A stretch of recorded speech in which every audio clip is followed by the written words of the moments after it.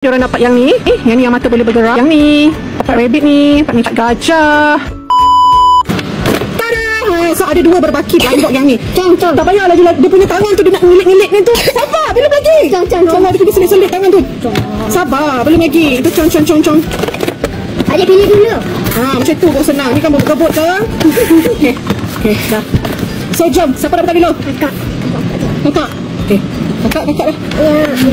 Bagi tolong kat kakak. Dia tengah baki lagi dua kan? Sama ada krokodil ataupun burung. Okey, kalau tak antara dua ni. Okey, sejam buka. Tak kisah dapat mana. Ni tarik sini ke? Tak kisah apa-apa. Tak kisah.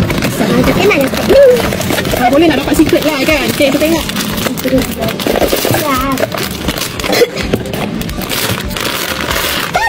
Burung! Tada! Burung ni dia dua mata yang boleh bergerak. Yang kita nak. Awak nak juga tak apalah. Korang ni semua benda korang nak. Kalau korang memang semua benda korang nak. Kita dah tahu dah. Kita yang punya ni. Burung ni pun comel juga. Mata dia. Okay, kita tengok. Harap dapat secret lah situ. Tapi krokodil tu pun comel.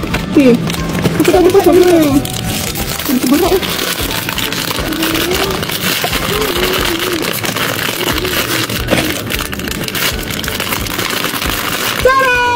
Berat lah. Kita suka krokodil ni. Kalau boleh nak dapat krokodil. Kali hijau nampak korang tengok. Kalau hijau yang cantik. Oh dia ada ni. Dia tak macam Hijau tak dapat lagi. Dinosaur. Itulah dia macam tajam kan. Belakang krokodil kan. Nampak tu. Kita suka yang ni. Cantik, comel. Tengok ni. So jom kumpulkan yang korang dah dapat tu. Kita tengok ya. Untuk yang idol ni korang akan dapat 6. Dah berapa 8 Dapat 8 tau kat dalam ni. Jom kita tengok apa yang 8 dekat dalam satu box. First hari tu diorang dapat yang ni. Lepas tu diorang dapat yang ni. Yang ni yang mata boleh bergerak. Comel ni. Lepas tu diorang dapat yang ni.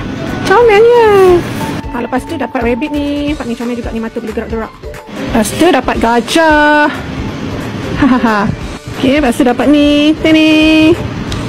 Okay, lepas tu ni burung. Comel juga ni. Ya Allah, comelnya burung ni. Lepas tu last kali dapat krokodil ni. Krokodil ni pun comel juga korang.